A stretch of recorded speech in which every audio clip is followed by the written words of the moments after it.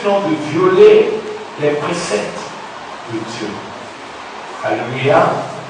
Alors, celui qui agit bien fait ce qui est de Dieu.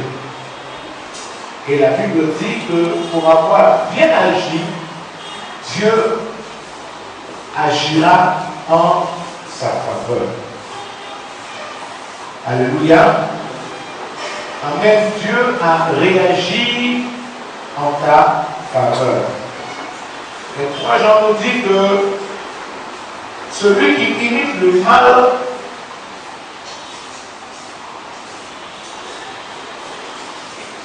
n'est pas de Dieu.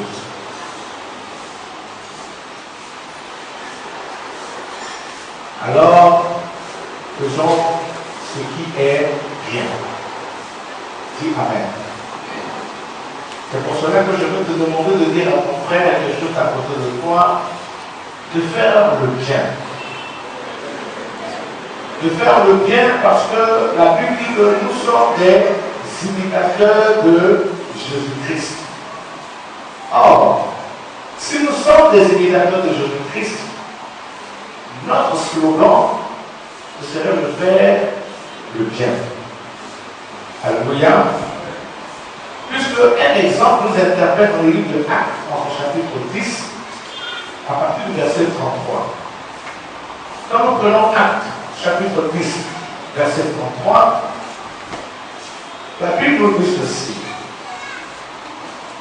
Aussitôt, j'ai envoyé vers toi et tu as bien fait de venir. Maintenant donc, nous sommes tous devant Dieu pour entendre tout ce que le Seigneur t'a ordonné de nous dire.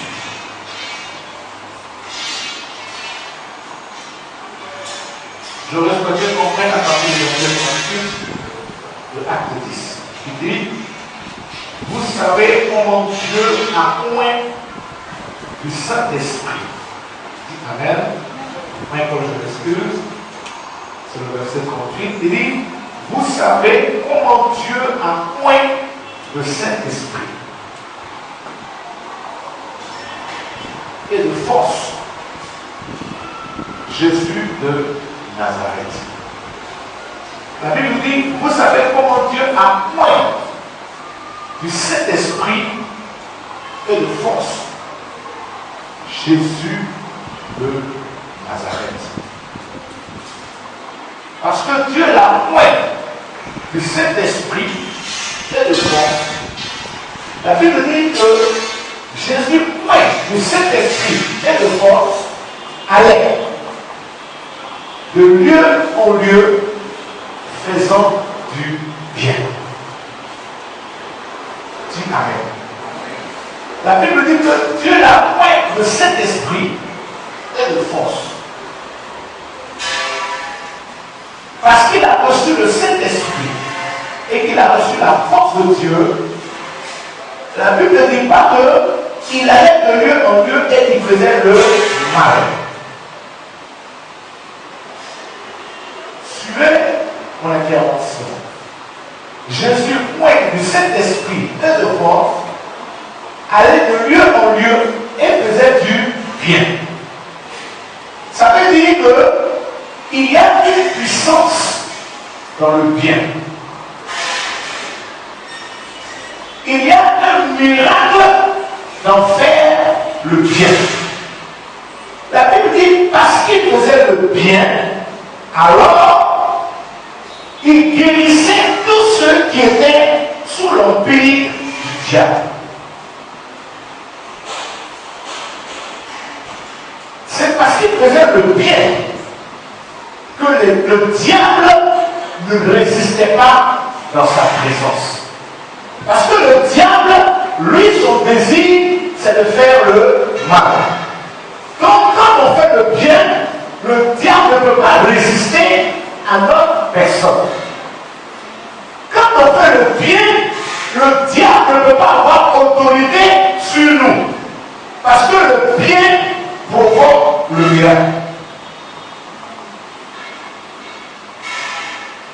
Rempli du Saint-Esprit et de force, la Bible dit que Jésus faisait du bien. Et le bien qu'il faisait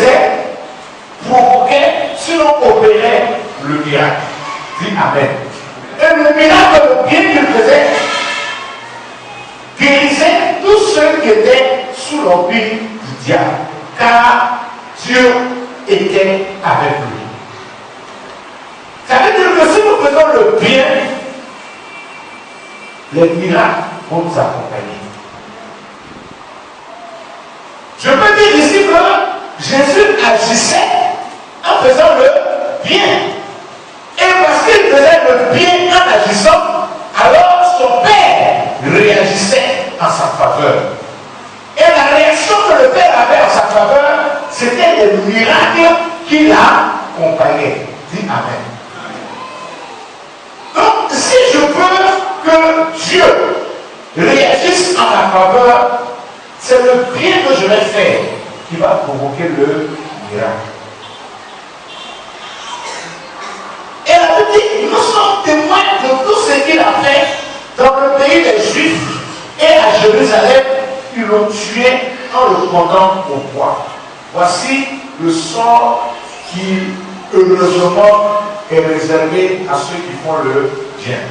Et vous convenez avec moi qu'on a pour habitude de dire, celui qui fait le bien ne dure pas longtemps. Et celui qui fait le mal a une longue vie.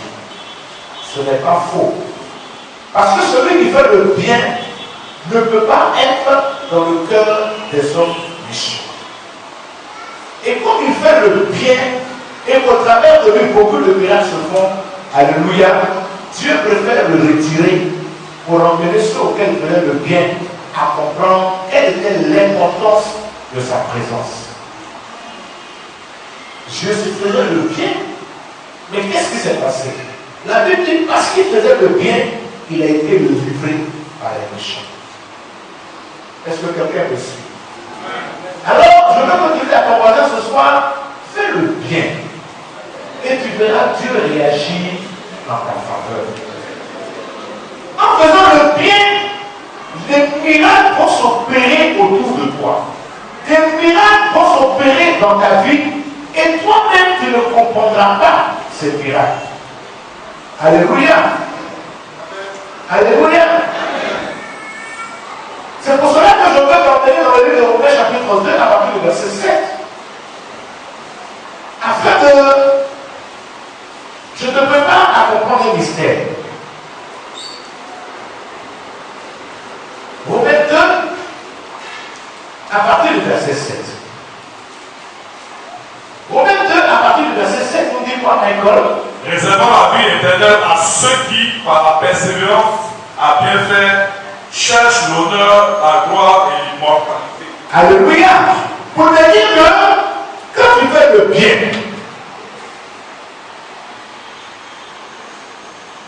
et que le méchant te fait du tort, le fait que Dieu t'enlève, il ne t'enlève pas pour te conduire à la GN. Le bien que tu fais te conduit à une vie éternelle. Dis Amen. C'est pour cela qu'il te dit au verset 7, il dit, réservons la vie éternelle à ceux qui, par la persévérance, à bien faire, cherchent. Alléluia.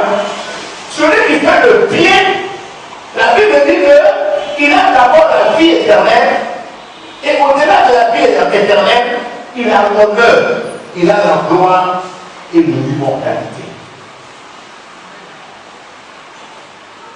Donc faire le bien, agir en faisant le bien, nous donne l'éternité. Dis Amen. Nous donne l'éternité. Et au-delà de l'éternité, Dieu nous accorde des honneurs.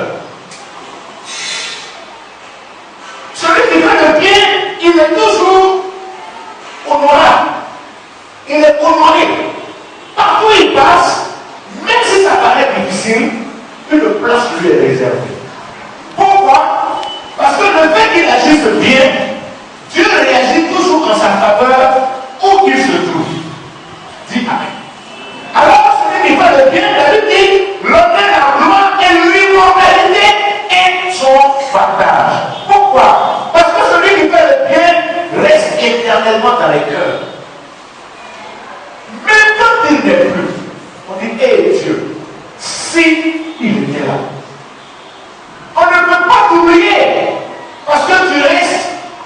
éternel dans les cœurs.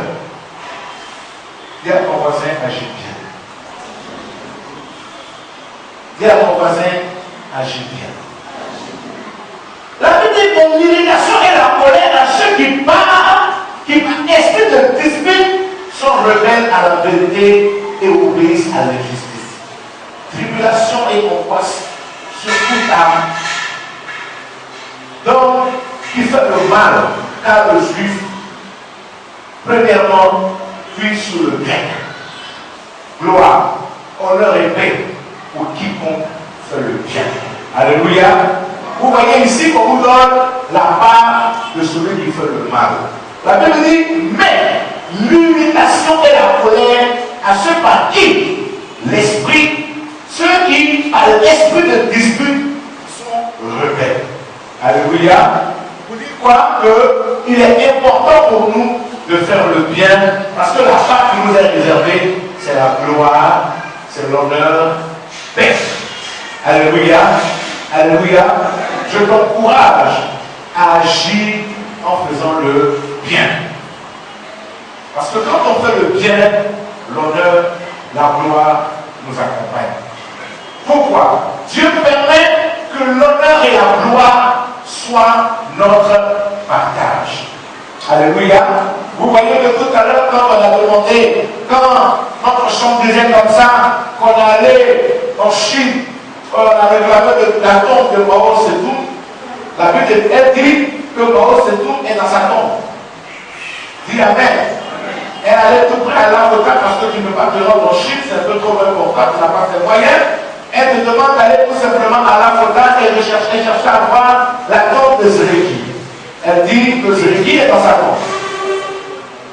Mais celui-là qui a fait le bien, quand on se rend à Jérusalem, il n'est plus dans sa tombe. Il n'est pas dans sa tombe parce qu'il a fait le bien. Il n'est pas dans sa tombe parce qu'il a bien agi. Alors, si tu veux être ressuscité, agis bien. Parce que même mort, ton âme planera partout où ton nom sera invoqué. On dira, si maman, ma chère maman, était là. Oh, vous voyez, elle n'est plus là, mais son âme est là. Les biens qu'elle a faits sont là et rendent témoignage d'elle. Dis Amen. C'est pour ça qu'il est important de bien agir. Agir bien et Dieu en retour réagira. Vous voyez que Dieu a réagi dans la tombe en faveur de Jésus-Christ. Il n'est pas resté dans la tombe. Il est ressuscité. Je veux t'emmener à bien agir pour que Dieu réagisse, pour ressusciter ton espérance.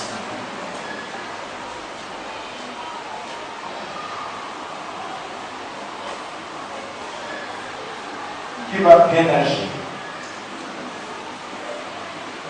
Qui va bien agir? Alors, Michael va t'aider, on te ramènera dans le livre de Proverbes chapitre 2 à partir du verset 20 à 22. Je suis tout simplement en train d'introduire le message. Je ne suis pas encore en train de donner le message. Mais ce sont, si tu veux, la précuisson des différents aliments que je veux utiliser pour faire ma cuisine. Parce que pour ceux qui savent faire la cuisine, ils savent que quand on décide de faire un chef jet, on ne met pas la viande en même temps dans le riz pour préparer le chef jet. Si on doit accompagner le chef d'un poulet, une précuisson doit se faire. À moins que tu n'aies pris un poulet de chair, et quand il s'agit d'une pondeuse, une précuisson se fait pour garantir la cuisson. Que quelqu'un dise Amen. Donc je suis en train de faire une précuisson pour garantir la cuisson. Parce que si je décide de faire un chef jet et que je fais une fondeuse pour préparer un chef jet et qu'en fait quand je mets l'eau, le riz dans la sauce tomate, et que le poulet est resté 15 minutes, c'est sûr que ton époux ne mangera pas ton chef prochaine. Il aura un problème avec les os du poulet. Alors, avec les os même, parce que la chair sera tellement dure que ce n'est pas ce qu'il est l'appétit en mangeant. Il faut dire que la cuisine, il y a toujours une pré-cuisson. C'est pour cela que pour ceux qui connaissent qui savent la cuisine, quand ils ont en face d'un repas, ils n'apprécient pas le repas par sa côté, mais ils apprécient le repas par l'arrière-goût.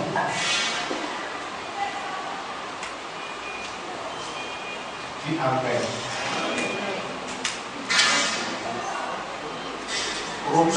Proverbe chapitre 2. On n'apprécie pas le repas par sa beauté, mais par l'arrière-goût du repas. Ça veut dire que si tu n'apprécies pas ma prédication, mais c'est l'arrière-goût de ma prédication qui va te faire du bien. Parce qu'elle devra vous donner la note de Papa Zézé. Cette note qui t'interpelle au fond de ton âme. Dis Amen. Alors, ne prends pas la prédication dans son élan, mais prends la prédication dans le fond. Parce que je veux pour sortir de ce moment que tu sois véritablement instruit sur la vérité de tes agissements. Agis bien. Parce que quand on agit bien, on a l'honneur, on a la gloire, on a la vie éternelle. Et nos réactions qui sont à la gloire de Dieu, emmènent Dieu à répondre à notre faveur. Dis Amen. C'est pour cela que Proverbe 2 nous dit ceci. Proverbe chapitre 2 à partir du verset 20. Proverbe 2, 20 dit quoi? Tu marcheras ainsi dans la voie des gens de bien. La Bible dit que pour que tu puisses exercer le bien, dis Amen. Pour que tu puisses exercer le bien, tu dois faire quoi? Tu marcheras. Tu dois marcher. Dis à quelqu'un, marche. Dans les voies de qui? Dans les voies de qui? Les gens de bien. Dans les pas des gens de bien.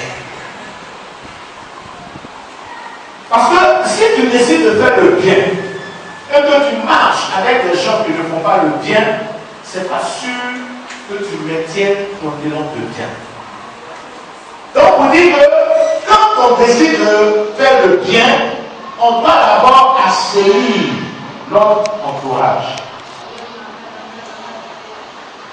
On doit mettre de l'ordre dans notre entourage.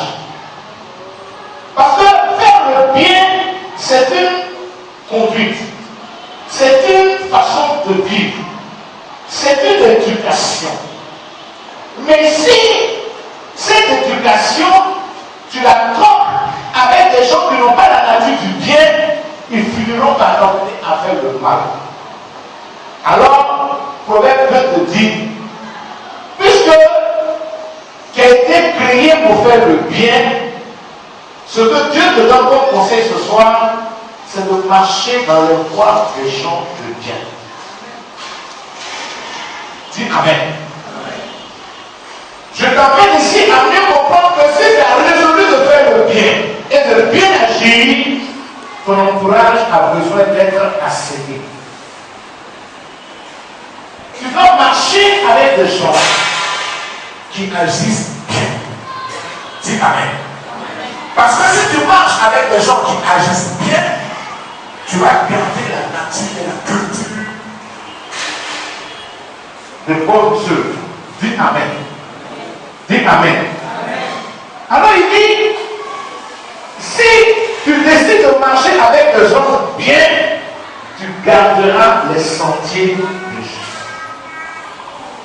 Vous dites que celui qui agit bien est dans la vérité du juste. Or, Dieu est avec le juste.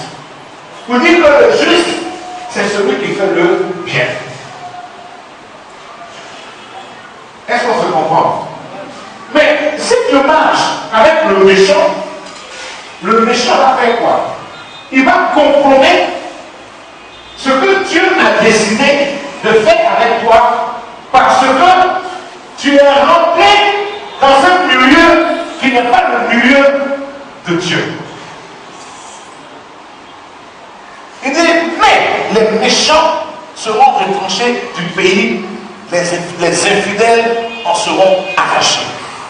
Donc on dit que le méchant, il est retranché. Il est arraché.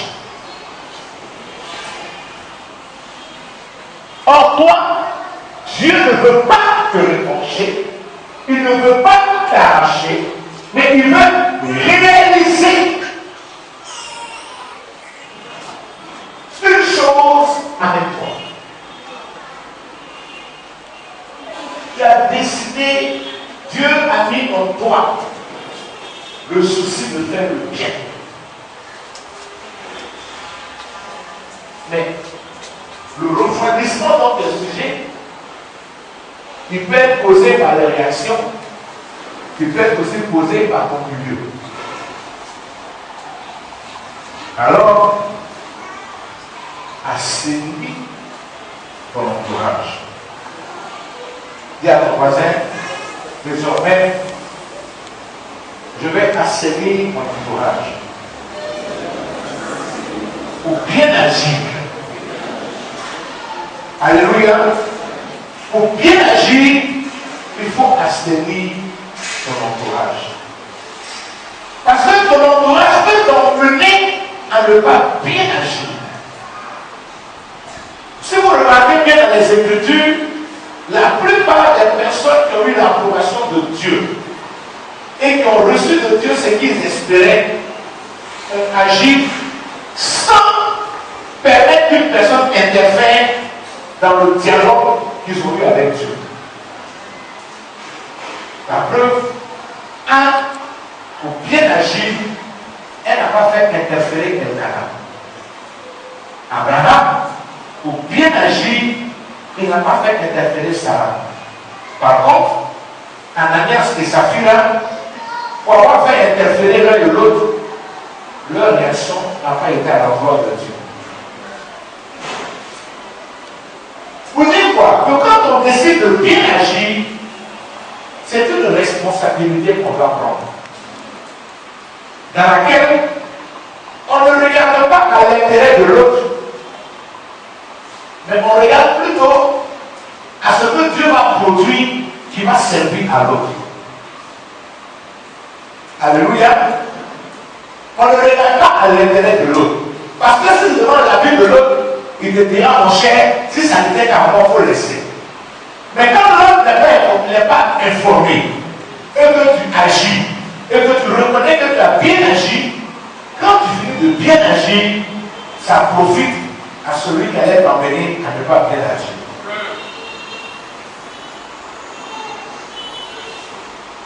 Alléluia. C'est pour cela qu'il y a des résolutions dans lesquelles, si nous ne sommes pas convaincus, ou bien qu'on doute de la réaction de celui qui est très proche de nous, on préfère le faire dans le secret de Dieu. Dis à ton voisin, agis bien. Dis à ton voisin, agis bien. Alléluia. Le psaume 14. Parce que celui qui n'agit pas bien, la Bible déclare qu'il est appelé le méchant et c'est un insensé. Dis Amen. La Bible dit, l'insensé dit en son cœur, il n'y a pas de Dieu.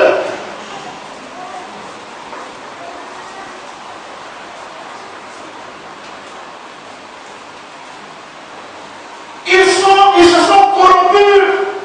Ils ont commis des actions abominables. Il n'en a aucun qui fasse le bien. Vous dites que quand tu ne fais pas le bien, tes actions sont abominables devant le Seigneur. Et le Seigneur t'appelle insensé.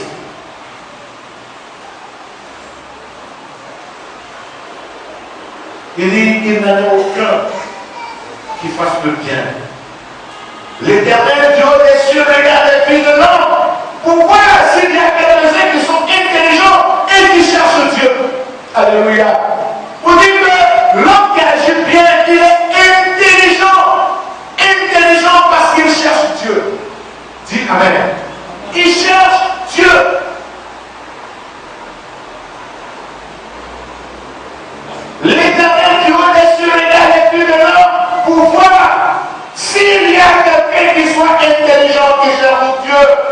tous sont égarés, tous sont pervertis. Il n'en est aucun qui fasse le bien, pas même un seul. Tous ceux qui commettent l'iniquité ont-ils perdu le sens. Ils devront au peuple, ils le prennent pour nourriture, ils n'évoquent point l'Éternel. Alléluia. Mais quelle est l'origine? D'où vient que l'homme est habité du mal? D'où vient que l'homme est habité d'un esprit méchant? Alors, le Seigneur va nous faire souffrir.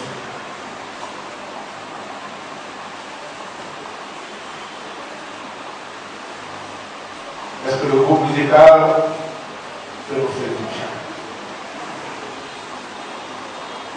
Si tu veux bien agir, Dieu te dit ce soir, mets de l'ordre autour de toi. Parce que si tu fais interférer une personne qui n'a pas la culture du bien dans tes actions, il finira par te perdre. Alléluia. Dieu veut nous voir faire le bien.